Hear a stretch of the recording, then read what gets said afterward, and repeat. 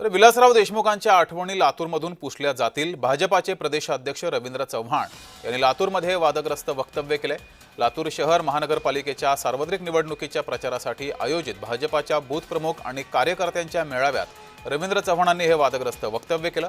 त्यामुळे नव्या वादाला तोंड फुटण्याची शक्यता आहे। विलासराव देशमुखांच्या आठवणी लातूरमधून पुसल्या जातील असं त्यांनी विधान केलंय। विकसित भारत बनवण्याचं जे स्वप्न आहे आणि आदरणीय देवेंद्रजी हे जे स्वप्न पाहत आहेत, विकसित महाराष्ट्र बनवण्याचं जे स्वप्न आहे हे असंच साकार होणार नाही। त्यासाठी विकसित लातूर ही सुद्धा काळाची गरज आहे आणि म्हणून या तीनही गोष्टी तुम्हाला एकत्रपणे जर करायच्या असतील तर आपल्याला येणाऱ्या काळामध्ये पारदर्शकपणे त्या महानगरपालिकेमध्ये कारभार होणं हे अत्यंत गरजेचं आहे।